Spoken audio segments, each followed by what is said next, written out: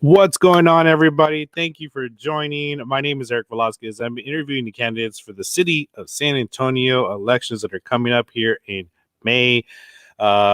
April next month is the early election or the early voting, and that's April 19th to April 27th, 2021.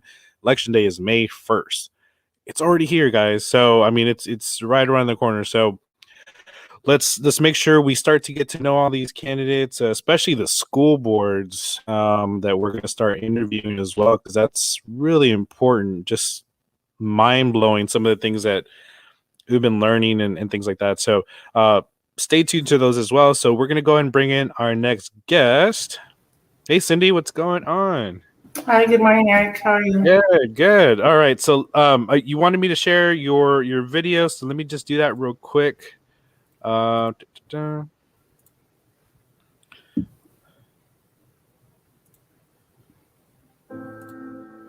With over 2 million people and growing, San Antonio is a beautiful city rich with diverse culture, history, and still maintains a small town feel. It's through efforts of hardworking people like yourself that have kept our city thriving. Raised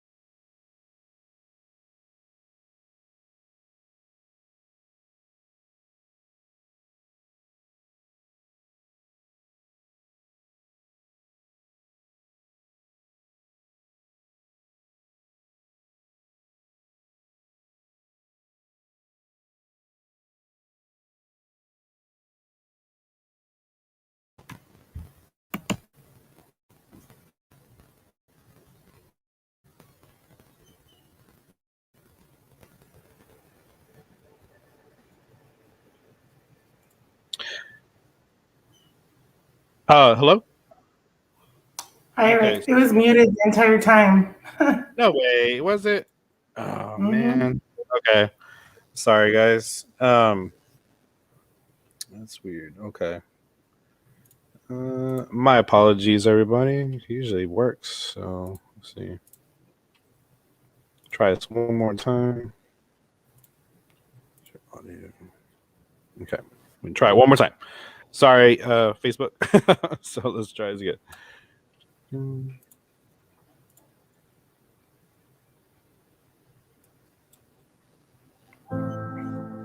With over 2 million people and growing, San Antonio is a beautiful city rich with diverse culture, history, and still maintains a small Can you town hear it? feel. Yes. Okay. It's through efforts of hardworking people like yourself that have kept our city thriving. Raised in the heart of San Antonio, my brother and I learned early on the value of hard work. We sold glass bottles, plums, even tin cans just to make a few dollars. As a single mother, I raised my children also in District 1, and I taught them the values I learned here in my community. Just like many of you, we have also struggled, but through hard work and our faith, we have been able to overcome. Today, I look at our city and my district and I see that many in our community are still suffering, and that these numbers keep rising. Crime rate keeps rising, homelessness keeps rising, our taxes also keep rising. The past 15 years, our community has witnessed firsthand the politicians, they don't care about us where we live. Their political paths have not solved any of our issues. This race is about the people versus the politicians. Join me in standing up for our community, for our families, for the people who want the right choice for a better San Antonio. Together, we can vote to bring back our economic security for our city, safety for our neighborhoods, support small and family owned businesses, reclaim the history, the arts, the culture of this city that we call our beautiful home. Take a stand with me because I can't do this without you. This May, vote Cyndi Dominguez for City Council, District 1.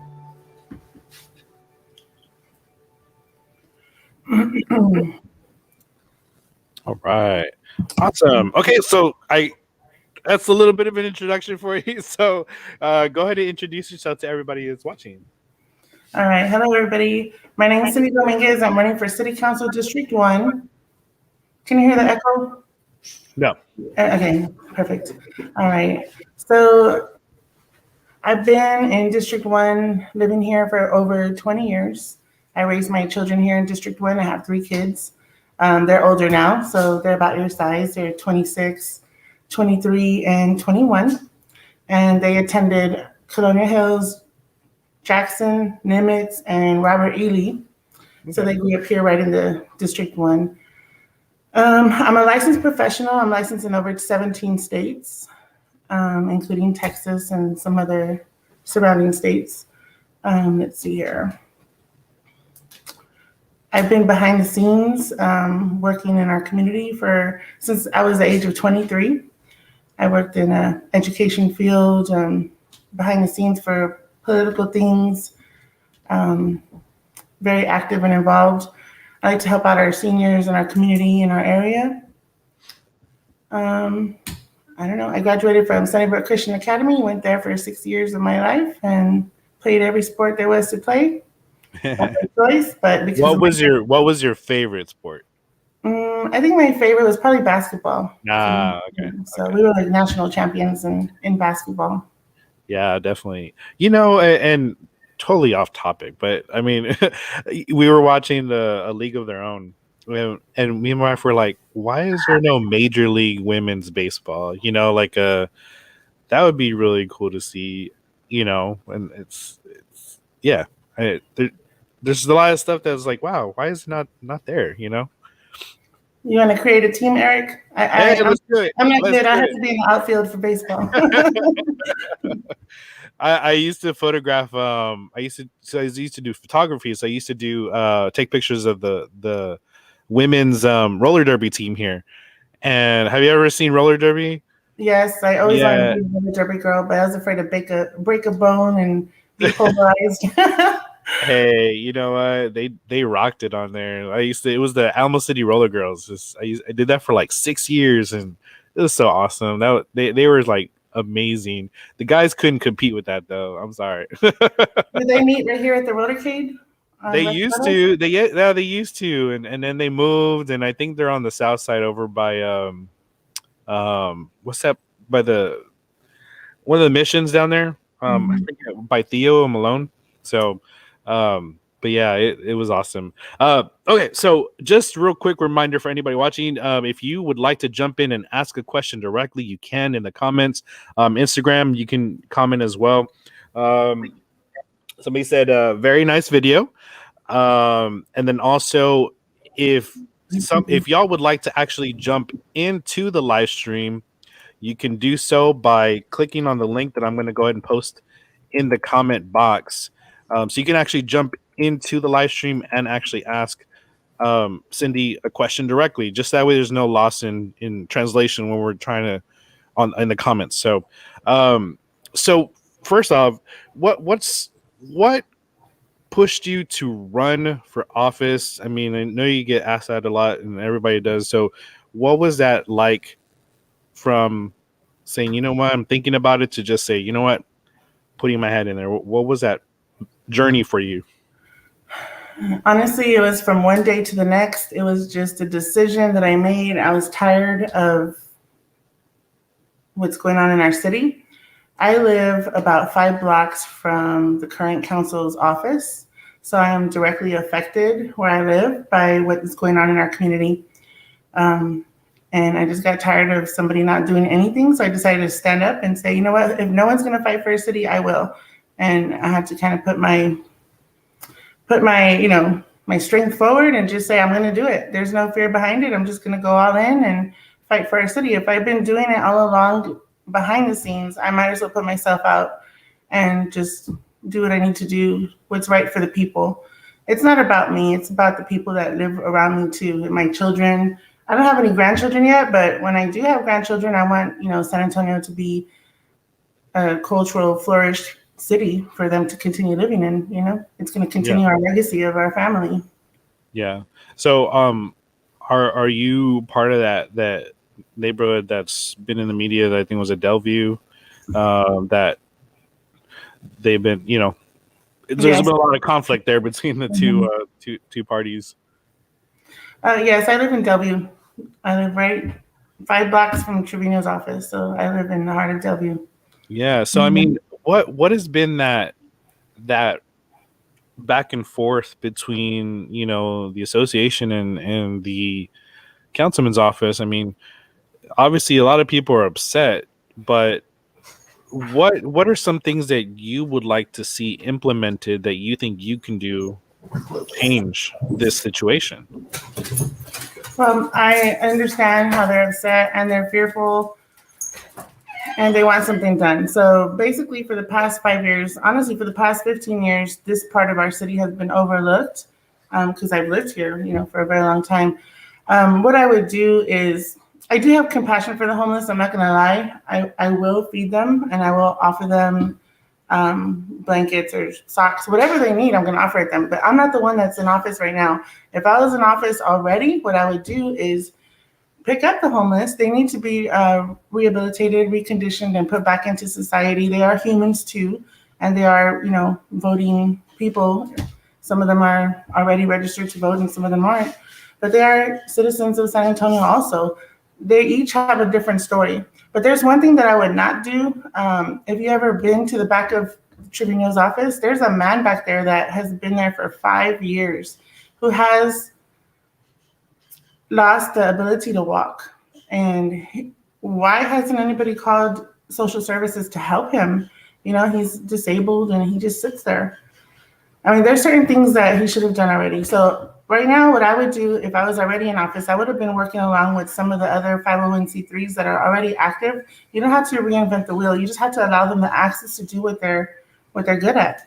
If that's what they want to do, is take in the homeless, rehabilitate them, offer them a tiny home, offer them a place to stay, a bunker, a cubicle, however it is, a humane way, instead of just offering them a piece of grass and a tent, then by all means, do what you're supposed to do. Let's get together. Let's pick up. I picked up the homeless during the winter storm. They're not all on crack and drugs. There are a lot, but they're not all. There's some doctors out there. There's some lawyers out there. There's people who have their families have passed away. They lost their home. Their family has turned on them. So there's different reasons why they're homeless at this time. Sometimes people are just a paycheck away from being homeless. I've been homeless, and I've been homeless in District 1. Mm-hmm. So what can you say to those that are not compassionate towards the homeless? Because I mean, we see a lot of that, especially in the political world. It's like, well, they just need to get a job or whatever. So what can you tell to those people that might think that way? Well, I mean, it's okay not everybody was raised the same way. So either you were raised with compassion and empathy or you weren't. There's two alternates. So for the ones that do want to do something, then help out. For the ones that don't, at least don't block the way, don't stop it. Don't find the people who do want to help. Allow them to do what their beliefs are. To if I want to go feed the homeless and open up, tiny homes in my church, then by all means, don't find me $80,000 to stop me. Don't serve me with the cease and desist letter. Allow me to do what my right and my mind, my heart, my religious beliefs tell me I can do. Don't stop me. Yeah, and I think currently, as of right now, it is illegal supposedly to give food out or do a food distribution, like cooked food to people.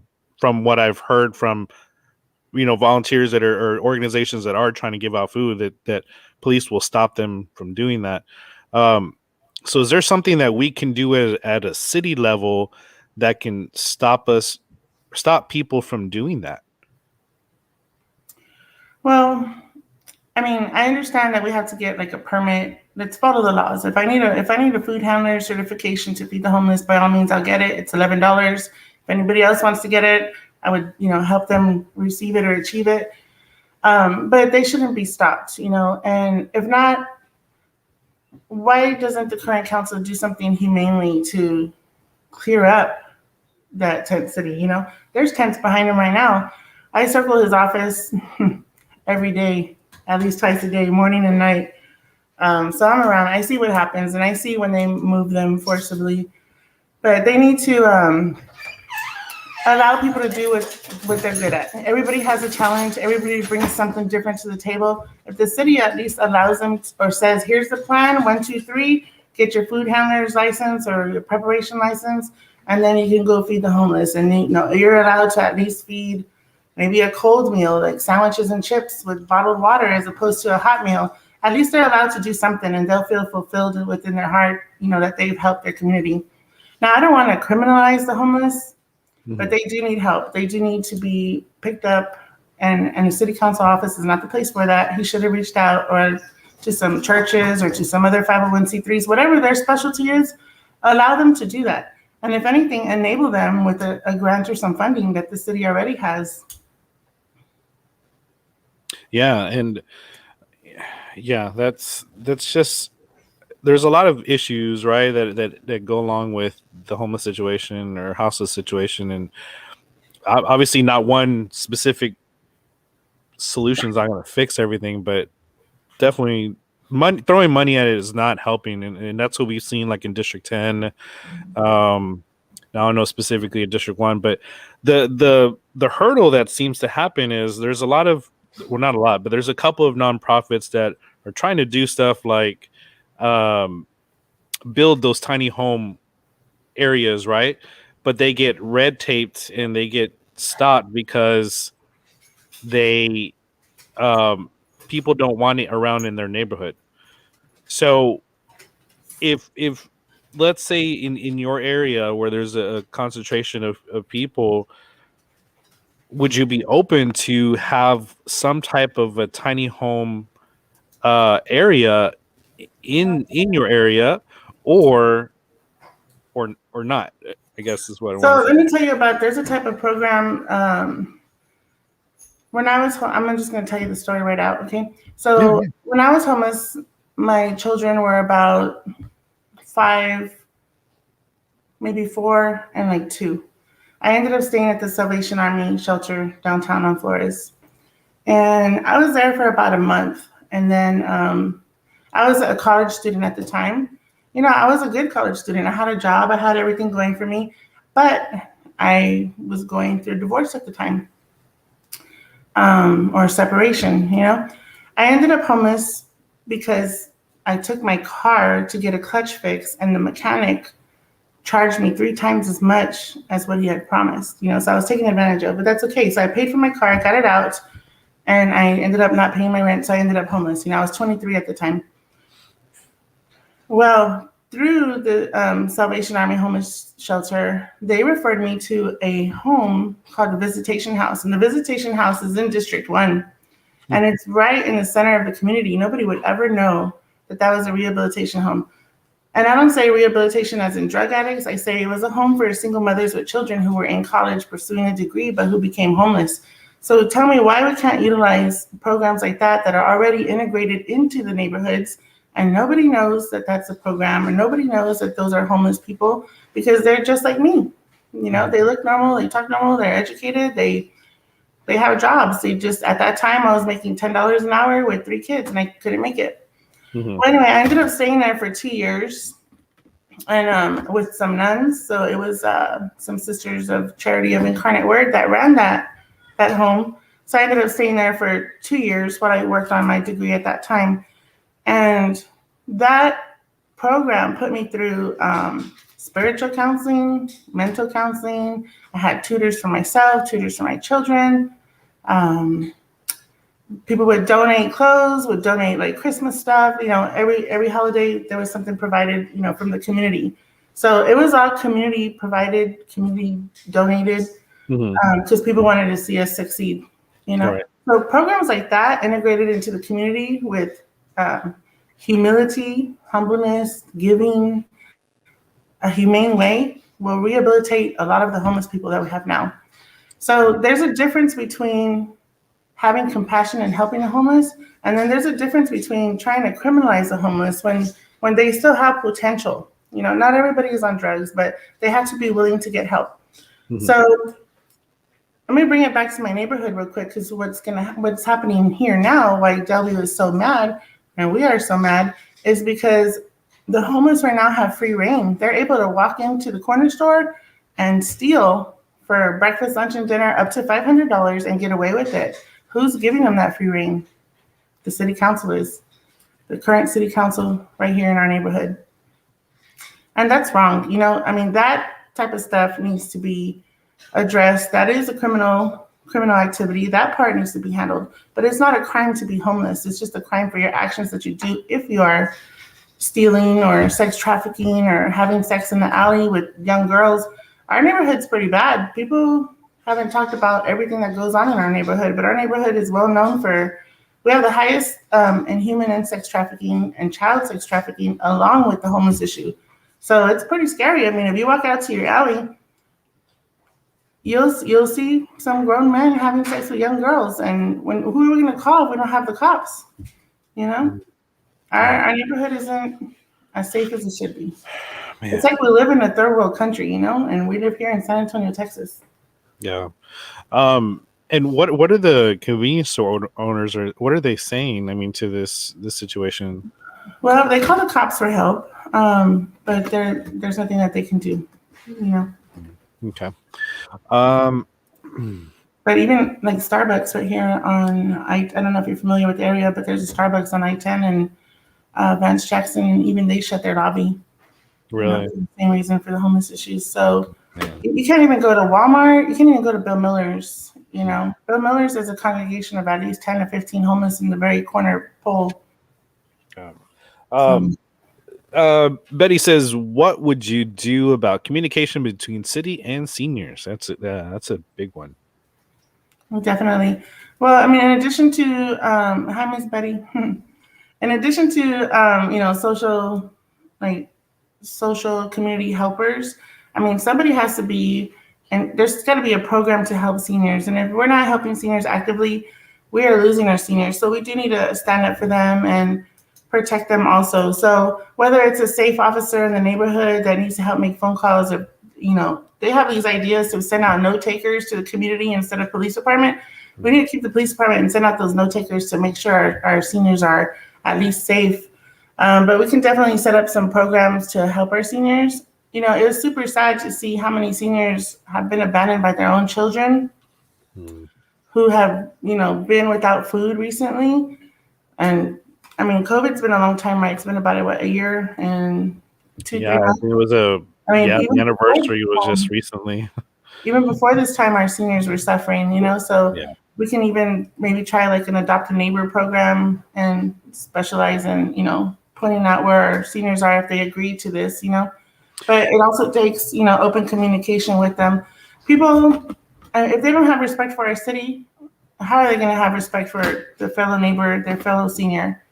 I don't know how so many people were brought up without the morals and the integrity and compassion and empathy. The first sign of a psychopath is the lack of compassion and empathy. I don't know. So how many psychopaths do we have running around? So are there any senior community centers in District 1 that are, like, how many are there, and are they being utilized to their full potential? There's several. There's multiple. I would say more than 15 for sure.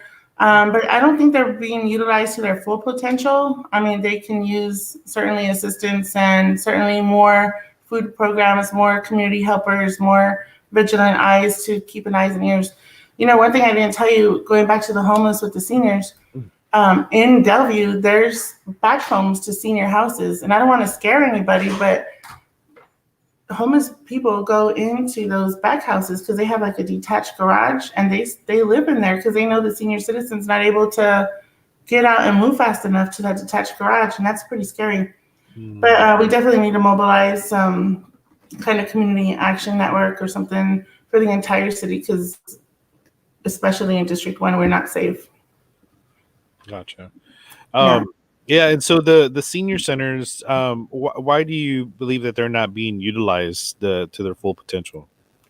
I think it's just a portion of our society that has been overlooked. I mean, people don't even take care of their abuelitas. But he says senior centers are closed, which, I mean, I'm assuming probably because of COVID, which makes it even worse and harder to get to seniors that might need some more help or whatever. So, I mean, do you think it's safe to open the senior centers right now, or?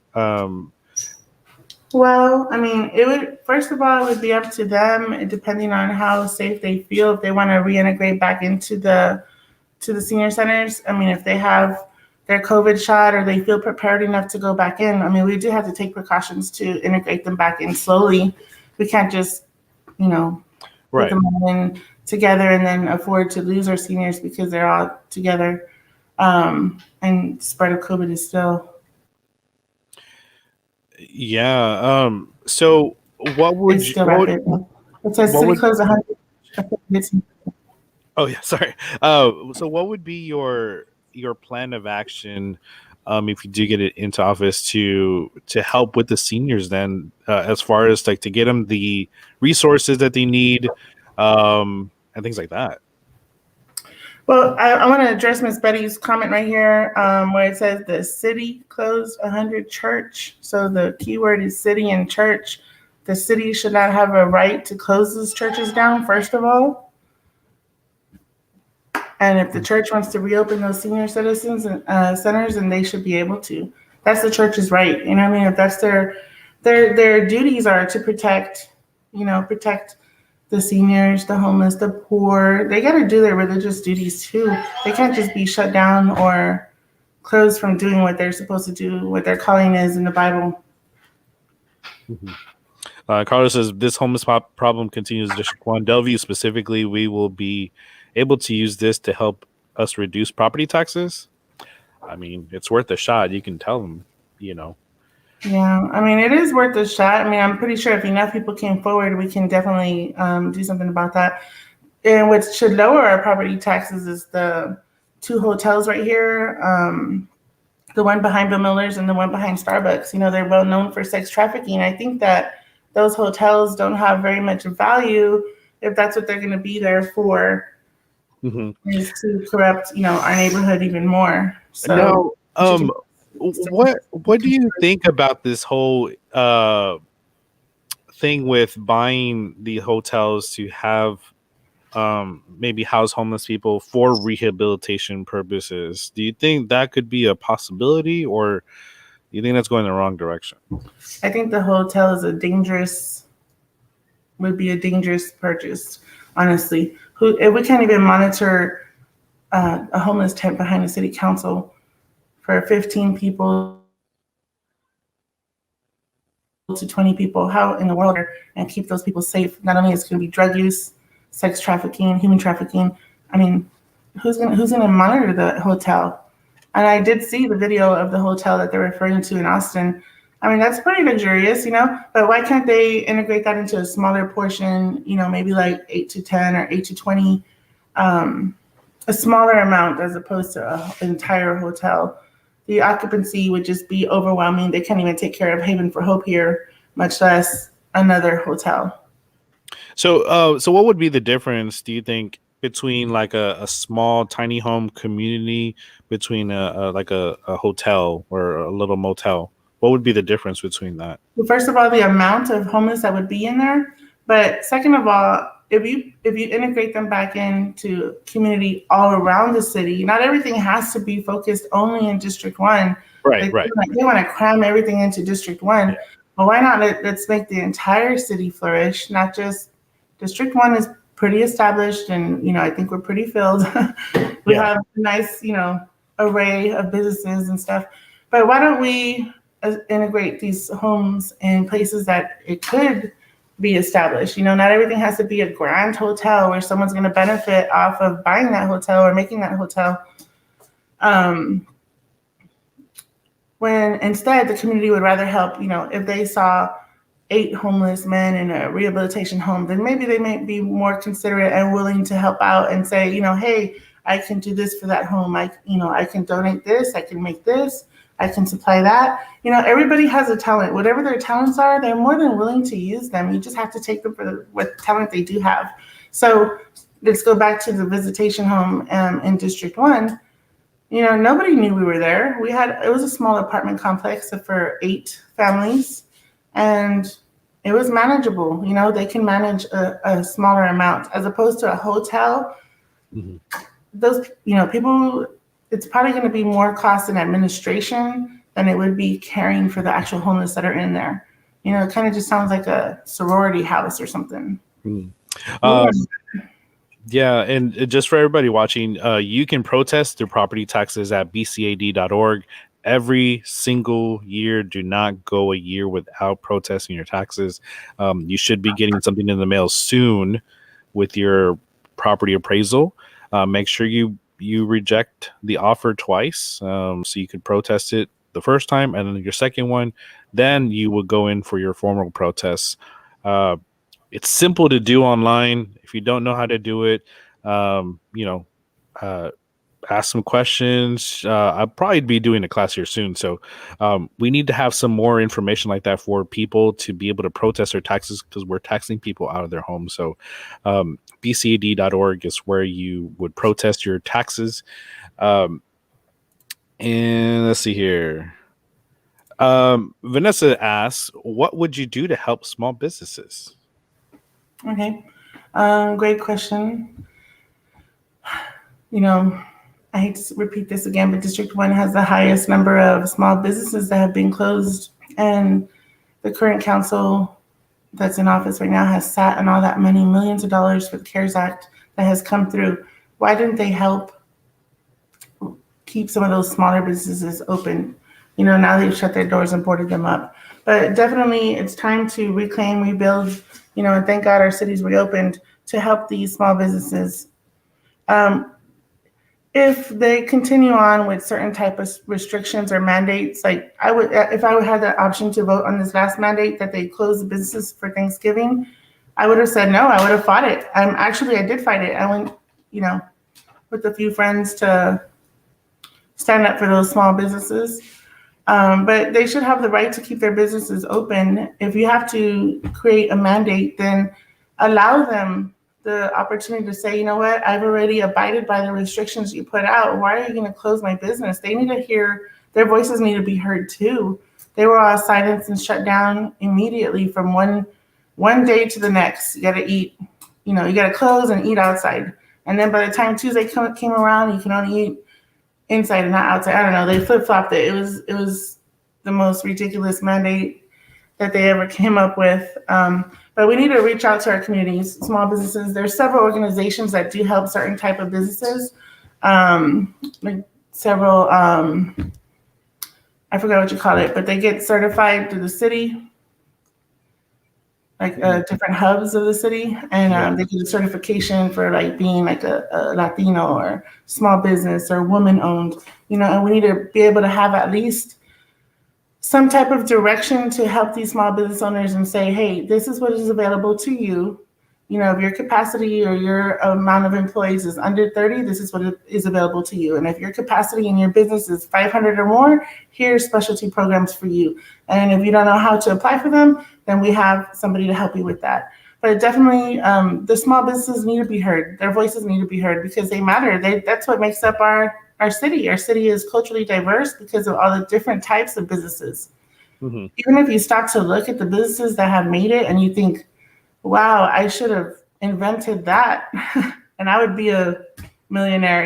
Everybody thinks a different way, and whatever it is their expertise is, it's needed here. They thought of it, and they need to be able to make the best burger, make the best tamale, make the best craft, make the best yard sign, whatever it is. They need to be able to stay open because they have other people to feed too. Yeah, definitely. And perfect segue into my next question. What are your 3 favorite small business restaurants in District 1? If it's for sushi, I'm gonna go to Goro's for sure. I get the YouTube roll there. I'm always like seafood related. I like to go to La Playa and get the filete flameado. That's pretty good. All right. And a go-to always, I don't know how smart you think this is, but it would definitely be mi tierra. Menudo and some zapata margaritas there. So I'm gonna put that on the comments, so y'all go check those places out. They're small businesses.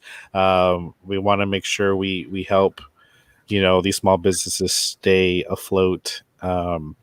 So all right, let me get back to these questions here. There's a lot of questions coming up. So Youth 412 connection, what is going on? Where is your priority on helping or providing youth programs within your District 1? Thank you. This is an interesting question, and thank you for asking that, Youth 412. I was actually thinking, my kids, because we grew up here in this area, and we have now put in all our taxpayer money into Robert E. Lee and into Nimitz. They've been remodeled and rebuilt, and they have some excellent track, tennis. I mean, you name it. They have excellent state-of-the-art. I wouldn't say venues but they have access to the state-of-the-art, courts now. So I think that we should be able to, since the taxpayers paid for it, why don't the taxpayers, if they have a youth program, how come they're not able to utilize that? Why do they have to build and create a whole new youth complex, I applaud those who can build a whole new youth complex, but hey, we have parks and recreations here, Like, allow them to create a schedule. When my kids were growing up, actually, they did have a Parks and Recreation dance, and then eventually, that phased out. It was shut down. Mm-hmm. But we need to create programs for the youth too, because if we don't show the youth how to work together at a younger age and how to grow up in teams and get along and negotiate, then they grow up and they want to ban everything. They need to learn those skills of team playing. Yeah, and it's better if they know people within their own community, because then they grow up together. Mm-hmm. Yeah, definitely. And just a reminder for everybody on Instagram, Facebook, YouTube, Twitch, if you want to ask a question, please go ahead and type in a question. And if you are also wanting to jump into the conversation, you can click on the link that I placed above, close to the beginning. You can click on that link and you can actually jump into the conversation. So please use that feature as well, because it's a kind of like a public forum. So let's see here. Where are we at? Carlos says, we just appreciate you speaking on a difficult topic. We know there's no clear-cut answer. We just appreciate someone that's willing to help improve District 1 to choose to ignore the residents that elected them. Let's see here. Most candidates need to understand the Older Americans Act and what our city has not done for our seniors. Locate all seniors, so when we have an emergency, we can do something. Yeah, that was a big issue. We heard it all across the city. I mean, what are something that I realized that was faulty a few years back? I don't know if you're familiar with this story, but my friend's mother went missing. Her name was Maria Llamas. And immediately you realize that I have a few friends that are missing, but immediately you realize that there was nowhere to contact, that you had to wait so many days, or you had to go through so many, ties or red ties, whatever you want to call it, to just get the assistance that you needed, and we need more programs like the Heidi Search Center but for specialized for seniors too, because when they went missing, there was nowhere to turn. You had to really reach on the community with flyers and sharing and social media. and she has yet to be found to this day, and it's so sad. So yes, we do need to integrate. I think once maybe when they reach Medicare age or something, we can have some form of system to locate those seniors. If they can find them to try to sell them Medicare, then they can find them to try to help them. Or your car insurance. Or your car, what is that called? Your auto, your auto policy, whatever. Yeah, it's ridiculous. I mean, I'm not app savvy, but I'm pretty sure that we can and not all seniors have apps, so that there's got to be something that the citizens that we can go into and look and say, hey, I have a senior. We have the Neighbors app. The Neighbors app should be used, or the Nextdoor app should be used for more things like locating exactly where they are, pinpointing them, but to protect them, not to take advantage of them, because someone takes advantage of them. Right, exactly. Let's see here. Betty said they have misused senior funds. I don't know at which point. I think this was earlier, but I can't remember what we're talking about specifically. One good compliment against her other opponents. Do you have a good compliment, I guess, for your other opponents? I'm pretty sure that was something good. Let me think. I had to mention the current one. No, I'm just kidding. Andy, yeah. Well, I'm pretty sure they're all strong male figures that have taken the step to put their name on the ballot, and that takes a lot of bravery to do that, because you become the face of the people, But I do see some of them have the willing to learn, and I see some of them are ambitious in different ways. They all have good qualities. I mean, they're humans too, and I'm not running against them per se. I'm running for the people. So it's about time. So if you saw my video, that meant a lot to me, because it's about the people versus the politicians. It's about us now in the community. People have overlooked us, seniors, our children, and just our normal everyday community. So we've been all overlooked. Definitely. Carlos says door-to-door community outreach to all District 1 business owners would be great. I'm willing to assist. Hey, there you go. All right, Carlos. On that, can you text me or 210-988-5455? And I tell everybody, I am totally transparent and accessible. I post my phone number everywhere. Call me, text me. What is it? 210-988-5455. Okay, so I'm going to put it on here, and then I'll post it on, so that way people can see it, and then they can text you or whatever. Yeah, and okay, and with that, I want to ask your phone number. I know, right? I know. It's not mine. I do want to ask, though, is with everything going on with the elections and stuff like that, do you feel like we can have a better election model and a better way to campaign instead of spending so much money on advertisement or things like that? Do you think there should be a cap on how much a campaign can get in contributions, like completely, not per person, but completely? Do you think there should be something like that? Well, I mean, okay, that's kind of like a 3 questions in one. As far you asked about the election system, and then you asked about a cap for campaigns. Let's do the cap for campaigns. Yeah. Okay. So in regards to a cap for campaign, y'all can help me reach that. No, we haven't reached that yet. But I think that there should be a cap on who's funding those campaigns, because that's where I don't want to say this, but that's where the corruption leads in. It's who's funding those people that are campaigning, and what's their motive behind them donating those funds. So there should be a cap on that part. Now, as far as like how many donors or how much a donor can give, I mean, we already have the caps at $500 per person. But I think that for a local race, I mean, I would say about 40 to 50,000. I mean, it's kind of just trying to get your word out, And it's sad that people don't have the access to see everything that we do, or where we have to promote. You have to depend, on a yard sign or a flyer. And a flyer doesn't convey who you really are. It says our highlights, but it doesn't really convey how our approach is to people or to humanity. So I mean, there should be caps for sure. The limit, but I wouldn't be able to tell you the exact number on because every campaign is different. Right, You right. know. Well, but that's the thing too is there's some campaigns that can't earn a lot, um, Mhm. or aren't willing to earn a lot because they just feel like it's better to just go to door, kind of like how Carlos is saying, to just go to door and do it that way. Because at the end of the day, um, are we relying our people just to see our signs to get elected, or are we wanting people to connect with our people that we're voting for? So I think that's the question about it is. But So, mhm. what I saw on some campaign finance reports, there are limits, right, of $500. But what I noticed that there were, and not for you, I'm not talking about you. I'm talking from other people's. There were some that were getting $500 twice from the same person, which is kind of weird.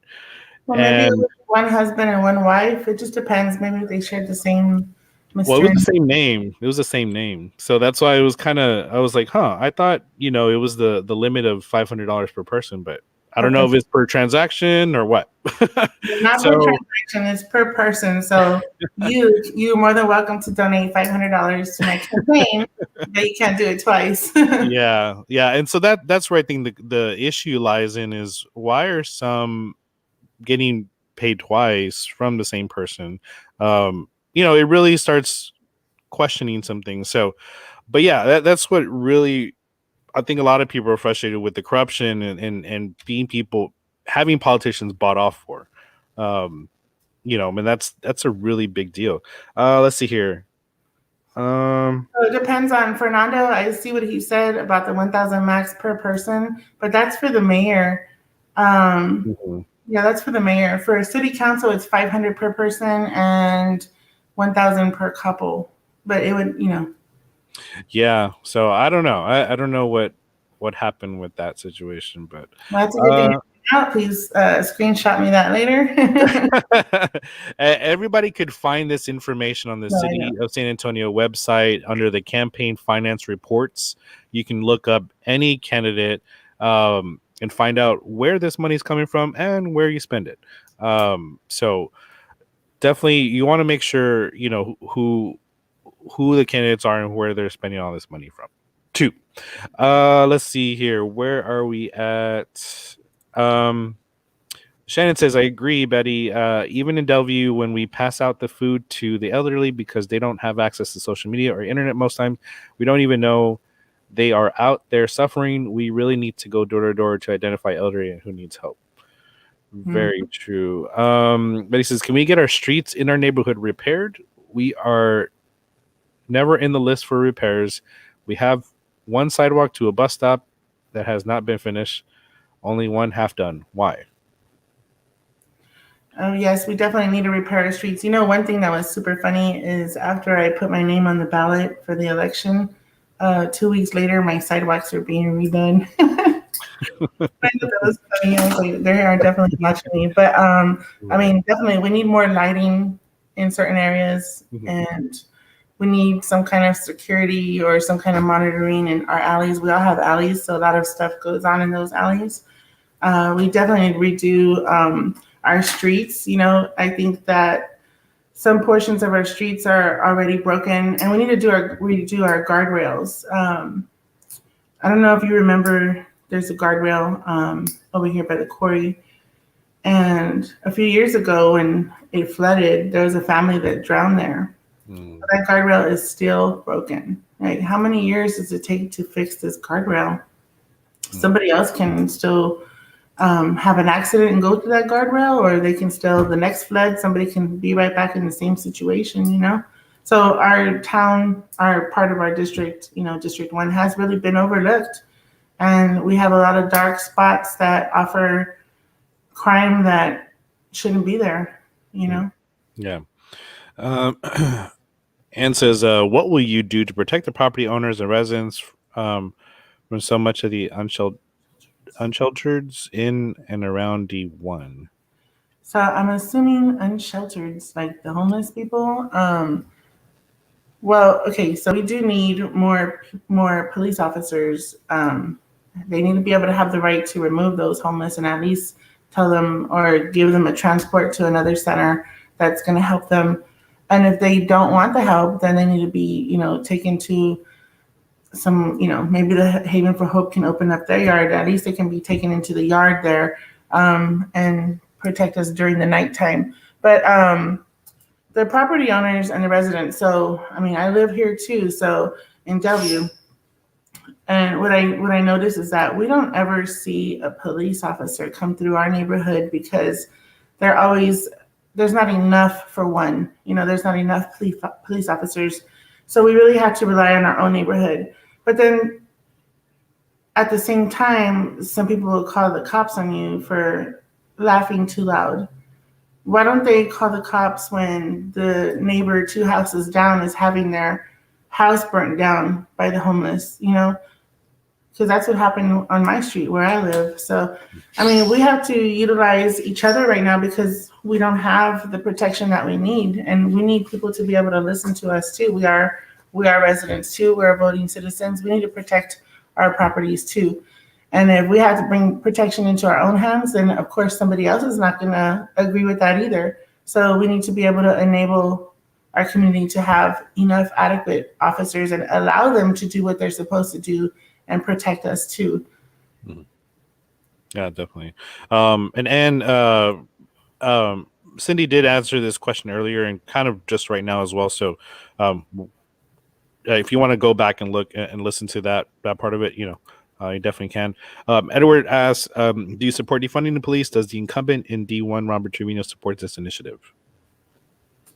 So the first part, I do not support defunding the police. And I'm going to tell everybody right now to vote no against those propositions. We do need our police officers. And if you feel that you don't need a police officer, then just wait one day when you're going to need them. Who are you going to call? A note taker, a social worker? It's not going to work. Wait till something happens to your children or your grandmother, and then you're going to realize how bad you need them. Does the incumbent in D1, Robert Trevino, support this initiative? Robert Trevino supports defunding the police. He's already said on Twitter about a month ago that he wants to defund the police. So I'm going to tell you this: all citizens matter, and we need our police department. Okay. And just so everybody knows, we will actually have Fix SAPD on here sometime soon, just so that way they can talk about their whole organization and what they're doing. For them, they have said that they are not wanting to defund the police. They're wanting to remove the chapter for it, 174. I have also reached out to SAPOA. So SAPOA is still kind of in limbo with as far as coming on to also talk about why they're against everything. So because we want to make sure we have a clear understanding between both of the initiatives. Mhm. That's the only reason why we're going to have both of those. Well, hopefully SAPOA will be here. I know Fix SAPD will be on here, but just want to make that clear that we're going to have hopefully both on to be able to talk about this issue and hopefully support it with facts with on either side. I just want to make that clear. I'm not siding with anybody. Just want to make sure that we have that information and we can get that clear across the people. So if SAPOA does not come on for one reason or another, then we have another advocate that I can put you in contact with who knows the facts and is also a retired police officer and does come to some of our events. I don't know if you saw him at the mayoral debate. He told me he wouldn't do it. Would He said that he wouldn't quote unquote talk with liars, I guess. Well, not me, but with Fix SAPD. So maybe you want them on the same show or on different shows? on the same show. Yeah. Oh. I want because one, I have a mute button. I could mute anybody I want to, right? So there will not be any type of argumentative, like whatever it is. I just want to make sure each person has their own opportunity to speak and back their claims with facts. So I just want to make sure I have that open platform for both at the same time, so that way we're not guessing who and who's, So Well, that's my goal. well, no, maybe you should separate them. Well, I mean that they will be separate. I mean, it's going to be a virtual thing, Like but 2 different hours. yeah. Well, Let me we'll know see. if you need help. Then I might, call. Yeah, definitely. Let's see here. Where are we at? Uh, Carlos asks, what programs or events would you create to help unify District 1 neighborhoods and businesses, and how would you bring our neighbors together? Well, those that break bread together stay together. So I feel like if we can all, it takes a time to unify. Okay, so one person has to start, and then it grows to four, and then it grows to eight. But if they're more than willing to work together, I mean, there's several ways we can do it. I mean, it's kind of like National Night Out, but just don't do it on one night. Put it for the entire city to participate. If they can, what is that called? Um, where you go to each restaurant and you try their $30 Oh, meal, something yeah, like like that. Forget that. the We need to have that. neighborhood week. Let's do Yes. neighborhood week. So let's have that in our own neighborhood, though. You know what I mean? Like open up Right. something. I'm actually willing to open up my front yard to start this out because I've been talking to some of my own friends, and I said, what if I just invited people over in the front yard and had them and just come in, or at W Park or something. Mhm. Just have like start out small community potlucks or barbecues, just the way we used to do back in the days when we were growing up. Sometimes the church would just say potluck, and then that's how you got to meet people in your church. Well, Right. that's how you get to meet people in your neighborhood also, but have it, maybe there's some businesses that can say, you know what, we're going to start Unity Fellowship and on this night, and then have a special, maybe like burgers and fries, $4.99 or some, Unity special, Yeah. and have us all come in You, together. you get And to help a small business. You get to bring Mhm. people together. We start talking with each other instead of communicating on the internet. So yeah, and San Antonio likes to party anyway, right?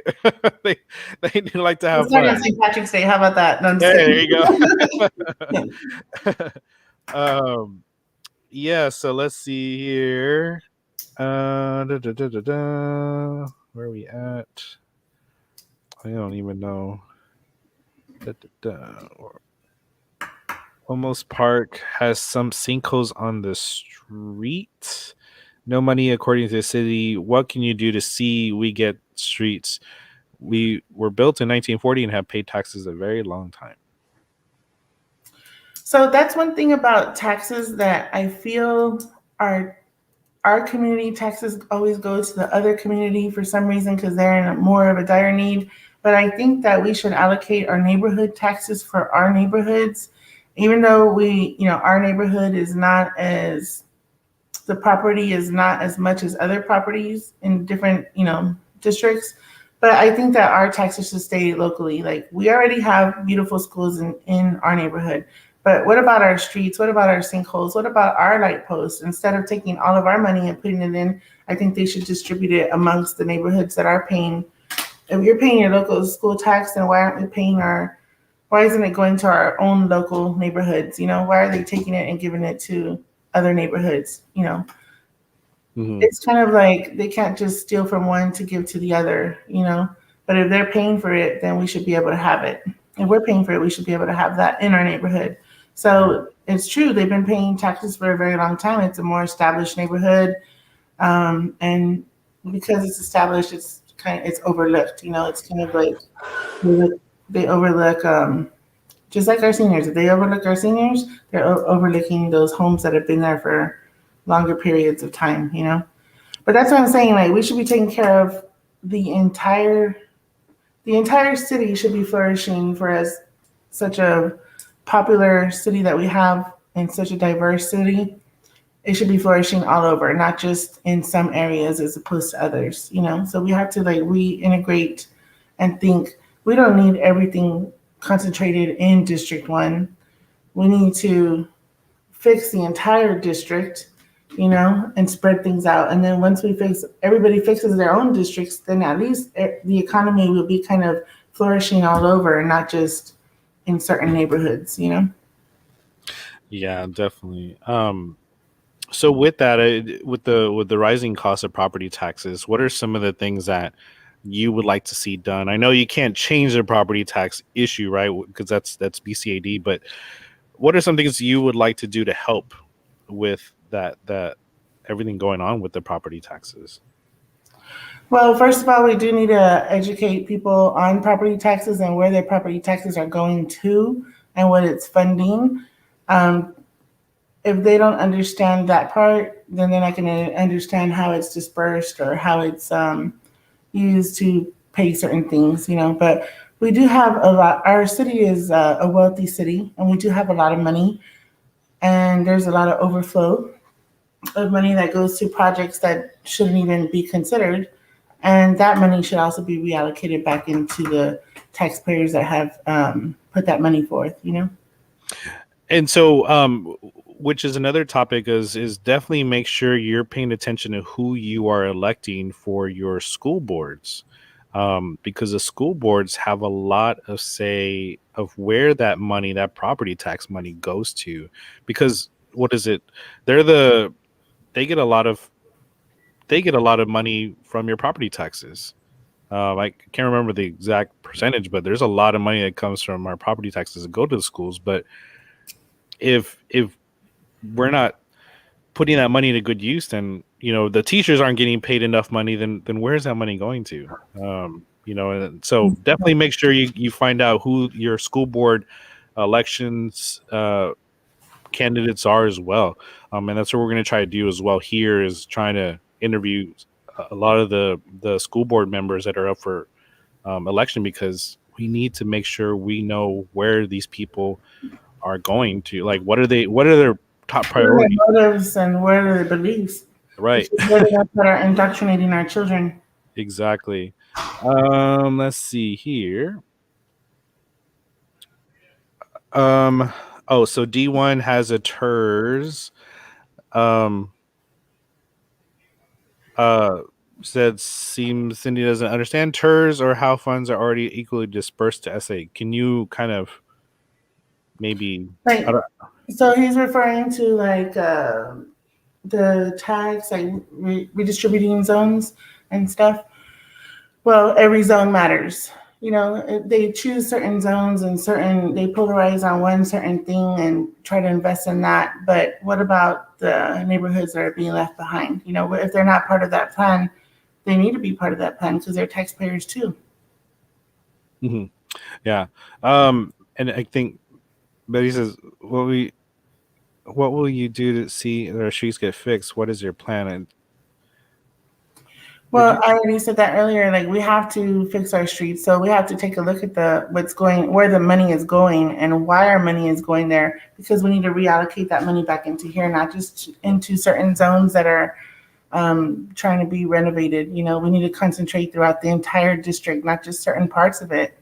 That's why I say, like, a lot of money goes into downtown, but what about where we live? Like, downtown is flourishing, and if they stop shutting it down, then we'd have enough tourists that are coming in and supporting our businesses.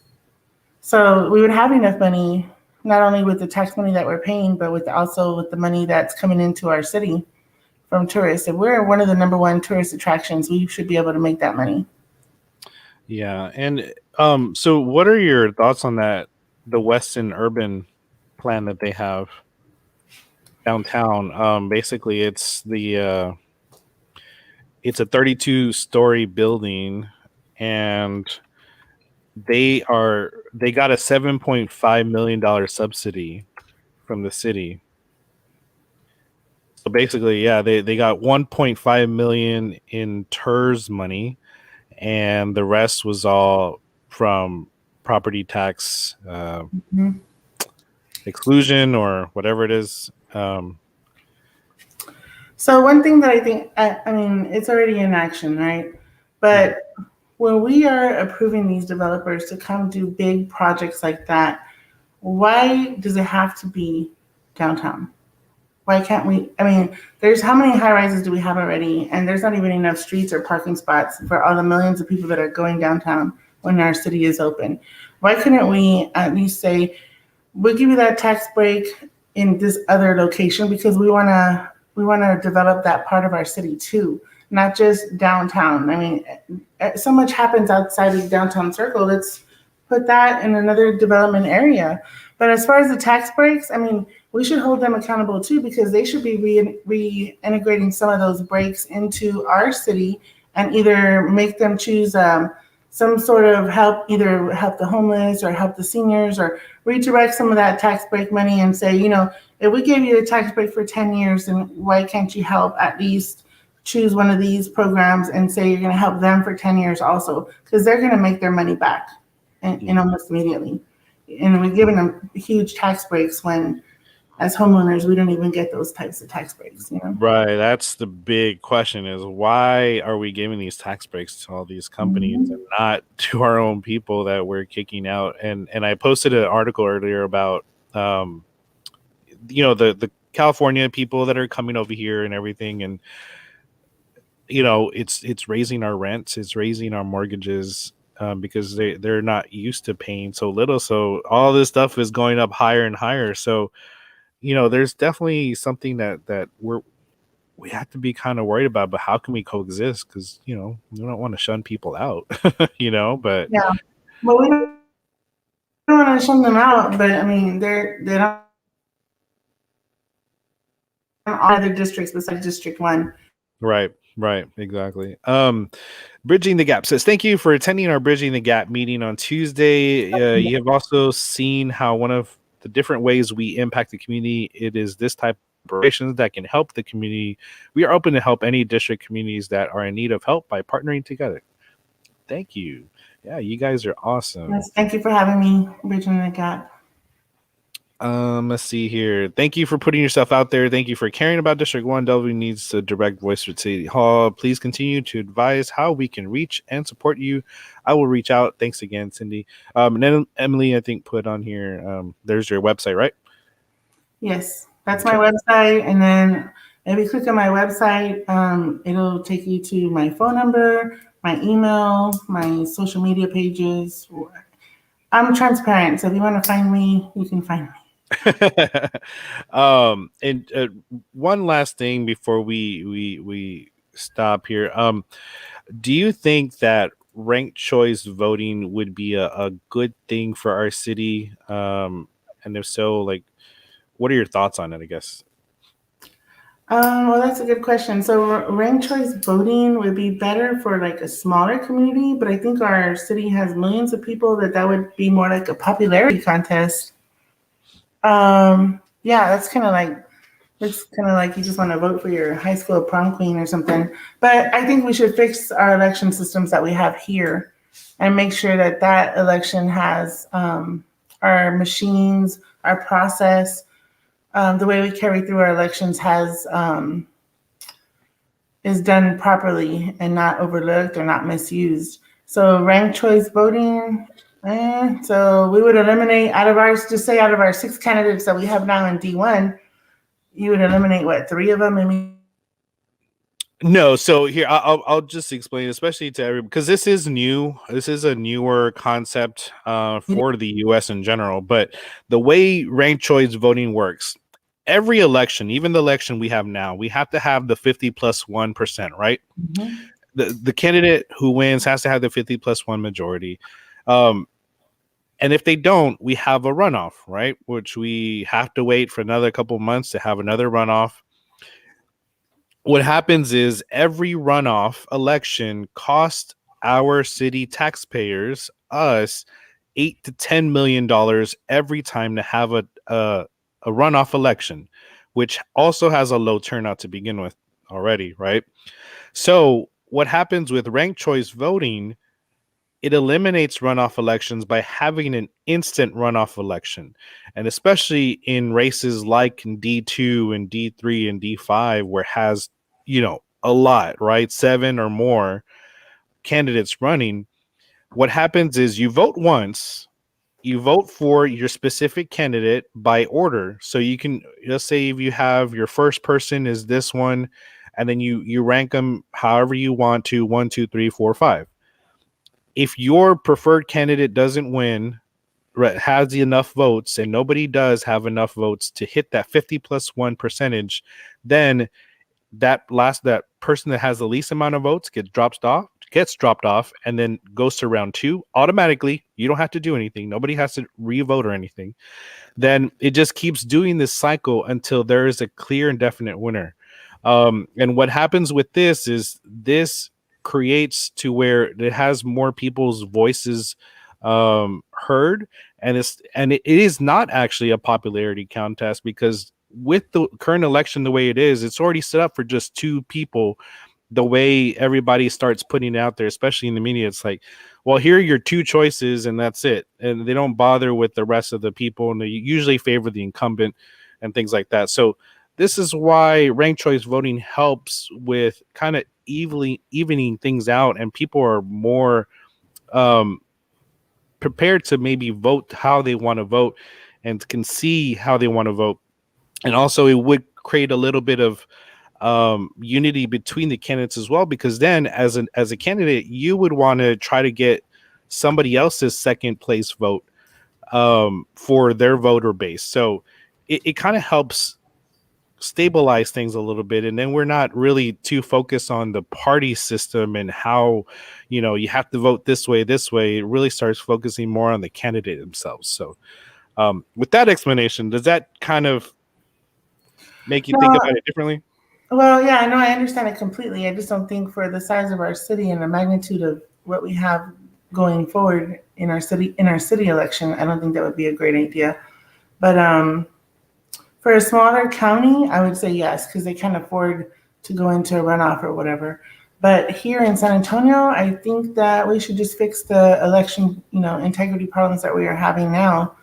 That type of system could be used for other things, but I don't think it would be good to, like, it's kind of like a mathematics game.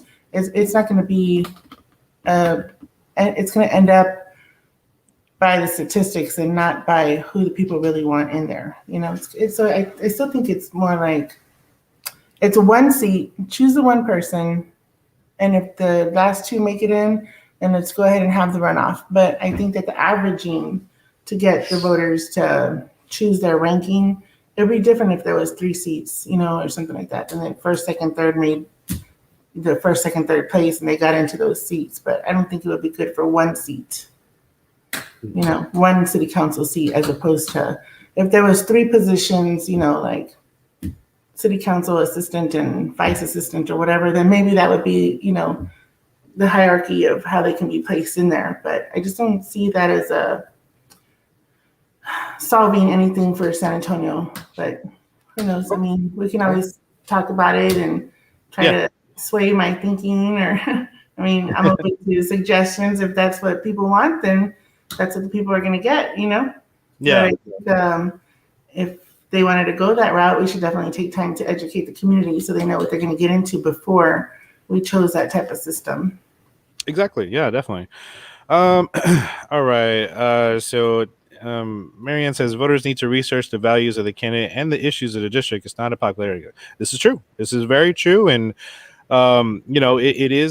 it has turned into that, because now it's just you have to vote for a specific party, and you really have to start looking at who you're actually voting for. And that's the end of the day. These people will be voted in, so you have to make sure you're paying attention to who you're voting for. So all right, Cyndi, so we're gonna go ahead and wrap up. Is there anything that you would like to kind of say, maybe that we didn't get to cover, or just some final words for your campaign?